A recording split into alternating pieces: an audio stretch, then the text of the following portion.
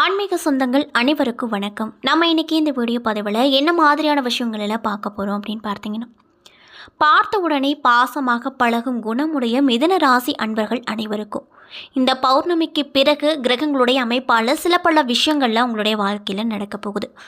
அந்த விஷயங்கள்லாம் என்ன என்பதையும், மேலும் இந்த காலகட்டத்தில் நீங்கள் என்ன மாதிரியான விஷயங்களில் ரொம்ப கவனமாக இருக்கணும், என்னென்ன விஷயங்கள்லாம் செய்யணும் செய்யக்கூடாது, குறிப்பாக ஏதாவது கெடுபலன்கள் நடக்கிற மாதிரி இருந்தால் அதில் இருந்து விடப்பட என்ன மாதிரி விஷயங்களை எளிய முறையில் நீங்களாம் பரிகாரமாக செய்யணும் அப்படிங்கிறத பற்றி தாங்க நம்ம இன்றைக்கி இந்த வீடியோ பதிவின் மூலியமாக தெளிவாக பார்த்து தெரிஞ்சுக்க போகிறோம்.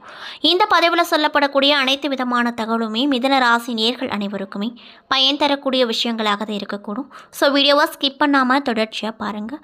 மேலும் மிதுன ராசி நேர்கள் யாராவது இந்த பதிவை பார்த்துட்ருக்கீங்க அப்படின்னா இந்த வீடியோக்கு ஒரு லைக் பண்ணிவிட்டு நம்மளுடைய கமெண்ட் செக்ஷனில் மிதுன ராசியில் நீங்கள் என்ன நட்சத்திர அன்பர்கள் அப்படின்னு சொல்லிட்டு மறக்காமல் பதிவிடுங்க. மேலும் இது போன்ற ஆன்மீக தகவல்களை உடனடியாக தெரிஞ்சுக்கணும் அப்படின்னு நினச்சா நம்மளுடைய சேனலை மறக்காமல் சப்ஸ்கிரைப் பண்ணிவிட்டு கீழே இருக்கும் பெல்லைக்கானையும் மறக்காமல் கிளிக் பண்ணுங்கள். அப்போ தான் நம்ம சேனலில் போடுற ஒவ்வொரு வீடியோவுமே உங்களுக்கு நோட்டிஃபிகேஷனாக உடனுக்குடனே வந்து சேரும். ஸோ இப்போ வாங்க நம்ம வீடியோக்குள்ளே போகலாம். கார்த்திகை மாதம் கிரக நிலையை ஆராய்ந்து பார்க்கும்போது மாத தொடக்கத்தில் உங்களுடைய ராசிநாதன் புதன் 6ஆம் இடத்துல சஞ்சரிச்சார். இதனால் மறைந்த புதனால் நிறைந்த தனலாபம் அப்படிங்கிறது இந்த மிதுன ராசி நேயர்களுக்கு ஏற்பட போகுது. சகாய ஸ்தானாதிபதி சூரியனோடு இணைந்து புதன் சஞ்சரித்தாலுமே குருவின் பார்வையானது உங்களுடைய ராசிநாதன் மீது பதிவதாலும் நல்ல காரியங்கள் பலவும் இல்லத்தில் நடக்கும்.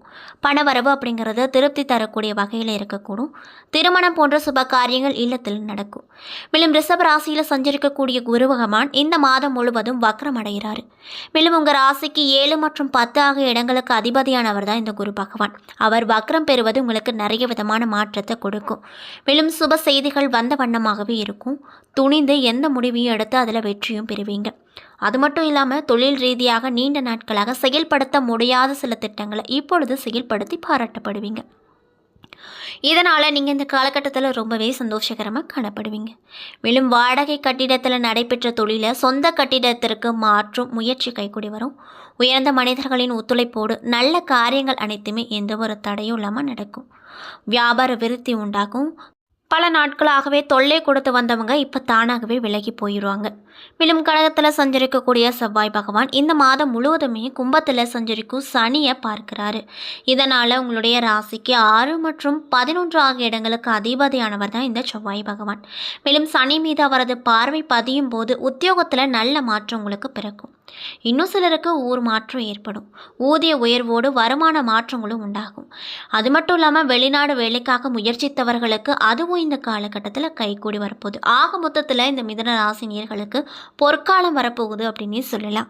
மேலும் வியாபாரத்தில் புதிய பங்குதாரர்கள் வந்திணைய வாய்ப்பு இருக்குது. மண் பூமி விற்பனையால் லாபம் கிடைக்கும். மேலும் கார்த்திகை 18ஆம் தேதி மகர ராசிக்கு சுக்கிர பகவான் சென்றிருக்காரு. மேலும் உங்கள் ராசிக்கு 5 மற்றும் 11 ஆகிய இடங்களுக்கு அதிபதியானவர் தான் இந்த சுக்கிர பகவான் அப்படின்னு சொல்கிறாங்க. மேலும் 12க்கு அதிபதி 8ல் சஞ்சரிப்பது யோகமான காலமாக உங்களுக்கு அமைஞ்சிருக்கு. அதாவது திட்டமிடாத செய்யும் காரியங்களில் கூட உங்களுக்கு வெற்றி அப்படிங்கிறதே கிடைக்க போகுது. திறமைக்குரிய அங்கீகாரம் கிடைக்கும். அது மட்டும் இல்லாமல் கொடுக்கல் வாங்கல் சுமூகமாக இருக்கும். வாரிசுகளாக இருக்கும் குழந்தைகளை உங்களுடைய மேற்பார்வையில் வைத்துக்கொள்வது நல்லது. மேலும் பாக பிரிவினை செய்யப்பட்ட சொத்துக்களில் பிரச்சனைகள் தலை தூக்கும்.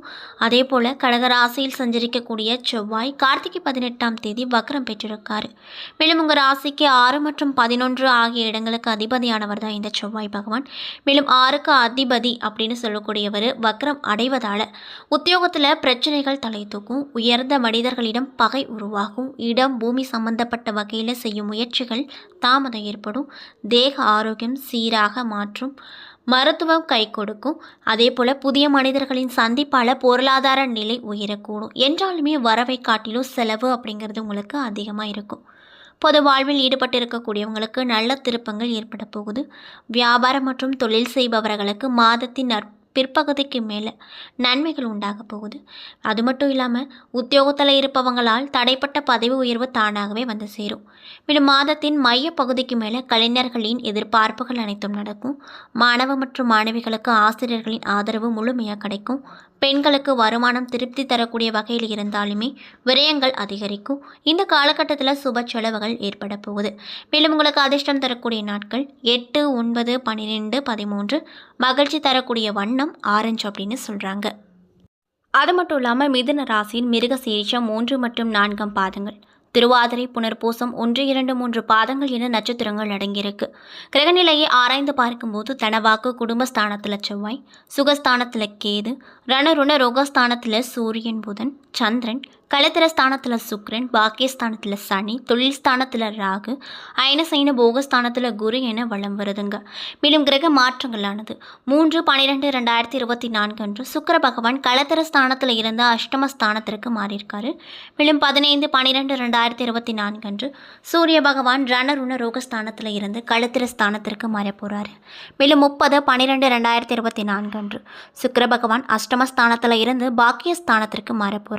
இதனால் உங்களுக்கு இந்த காலகட்டம் எப்படி அமைஞ்சிருக்குன்னு பார்த்தீங்கன்னா, குழப்பங்கள் நீங்கி மனதில் தெளிவு உண்டாகும், முயற்சிகளில் எதிர்பார்த்த பலன் கிடைக்கும், வழக்குகளில் சாதகமான போக்கு காணப்படும், வியாபாரத்தில் நீங்கள் எடுத்து வைக்கக்கூடிய முயற்சி அனைத்திலுமே வெற்றி கிடைக்கும், உத்தியோகத்தில் இருப்பவங்களுக்கு இடமாற்றங்கள் உண்டாக போகுது, உழைப்பு அதிகரிக்கும், தொழில் வியாபாரத்தில் எதிர்பார்த்த அளவு வேகம் இருக்கும், பணவரத்து தாமதப்படலாம், ஆர்டர்கள் தொடர்பாக நீங்கள் அலையும் அலைச்சல் வெற்றியை கொடுக்கும், பங்குதாரர்களோடு இருந்து வந்த பிரச்சனை அகலப்போகுது, அரசாங்கம் விஷயங்கள் அனைத்துமே அனுகூலமாக பிறக்கும்.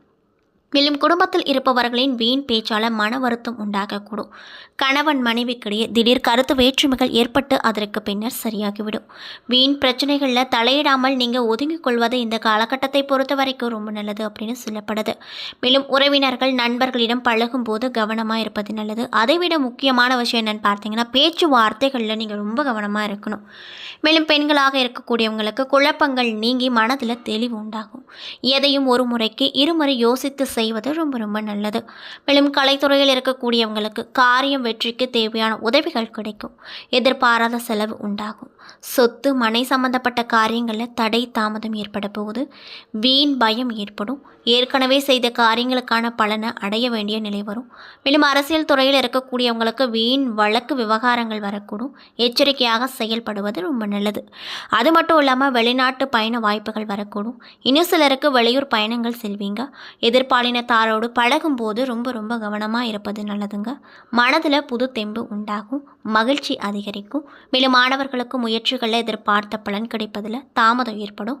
அது மட்டும் இல்லாமல் கூடுதல் மதிப்பெண் பெற அதிக நேரம் பாடங்களை படிப்பது ரொம்ப நல்லது. மேலும் மிதுன ராசியில் இருக்கக்கூடிய மிருக சீரிஷம் 3 மற்றும் 4 பாத நட்சத்திர அன்பர்களுக்கு இந்த காலகட்டம் எப்படி அமைஞ்சிருக்குன்னு பார்த்தீங்கன்னா, தொழில் வியாபாரத்தை மாற்றலாமா என்ற எண்ணம் உண்டாகும். உத்தியோகத்தில் இருப்பவங்களுக்கு இடமாற்றம், பதவி உயர்வு கிடைக்க போகுது. தொழில் வியாபாரத்தில் வரவேண்டிய பாக்கிகள் வசூலாகும். வாகனங்கள் மூலமாக லாபம் கிடைக்கும். சரக்குகளை வெளியூருக்கு அனுப்பும் போது கவனம் தேவை. மேலும் திருவாதிரை நட்சத்திர அன்பர்களுக்கு இந்த காலகட்டம் எப்படி அமைஞ்சிருக்குன்னு பார்த்தீங்கன்னா, கணவன் மனைவிக்கிடையே இருந்து வந்த அதாவது கருத்து வேற்றுமைகள் நீங்கி ரொம்பவே மகிழ்ச்சிகரமாக காணப்படுவீங்க. அது மட்டும் இல்லாமல் உங்களை பற்றி யாராவது வீண் அவதூறு பேசினால் கண்டு கொள்ளாமல் ஒதுங்கி விடுவது நல்லது. விருந்து கேளிக்கை நிகழ்ச்சிகளில் கலந்து கொண்டு ருசியான உணவை உண்பீங்க. மேலும் புனர்பூசம் 1, 2, 3 பாத நட்சத்திர அன்பர்களுக்கு இந்த காலகட்டம் எப்படி அமைஞ்சிருக்குன்னு பார்த்தீங்கன்னா, எந்த ஒரு வேலையும் மன திருப்தியோடு செய்வீங்க. சாமர்த்தியமான பேச்சின் மூலமாக காரியத்தில் வெற்றி கிடைக்கும். பணவரத்து கூடும். கடுமையான முயற்சிகள் மேற்கொள்வது குறையும். வீண் வாக்குவாதங்கள் செய்யாதிருப்பது நல்லது. எதிர்பார்த்த செலவுகள் உண்டாகும் அப்படின்னு சொல்கிறாங்க. மேலும் நீங்கள் என்ன மாதிரியான விஷயங்களை பரிகாரமாக செய்யணும்னு பார்த்தீங்கன்னா, புதன்கிழமை அன்று பெருமாளுக்கு துளசி மாலை அணிவித்து தீபம் ஏற்றி அர்ச்சனை செய்து வணங்கி வர வாழ்க்கையில் ஒரு நல்ல முன்னேற்றத்தை கொடுக்குங்க. மேலும் உங்களுக்கு அதிர்ஷ்டம் தரக்கூடிய கிழமைகள் புதன். அது மட்டும் இல்லாமல் அதிர்ஷ்டம் தரக்கூடிய நாட்கள் 25, 26, 27. சந்திராஷ்டம தினங்கள் 5, 6 அப்படின்னு சொல்லப்படுதுங்க. என்ன நண்பர்களே, இந்த வீடியோ பதவியின் மூலியமாக மிதுன ராசி நேர்கள் அனைவருக்குமே பௌர்ணமி முடிந்த பிறகு உங்கள் வாழ்க்கையில் சில பல விஷயங்கள்லாம் நடக்க போகிறது. அந்த விஷயங்கள்லாம் என்ன, மேலும் நீங்கள் இந்த காலகட்டத்தில் என்ன மாதிரியான விஷயங்கள் முக்கியமாக செய்யணும், செய்யக்கூடாது, கிரகங்களுடைய அமைப்பால் என்னென்ன பலன் உங்களுக்கு கிடைக்க போகுது, மேலும் நீங்கள் என்ன மாதிரி விஷயங்களை எளிய முறையில் பரிகாரங்களை பண்ணணும் அப்படிங்கிறத பற்றியும் தெளிவாக இந்த வீடியோவில் பார்த்துருப்போம். இந்த பதிவில் சொல்லப்பட்ட அனைத்து விதமான தகவலுமே மிதுன ராசி நேர்கள் அனைவருக்குமே பயன் தரக்கூடிய விஷயங்களாக தான் இருக்கக்கூடுங்க.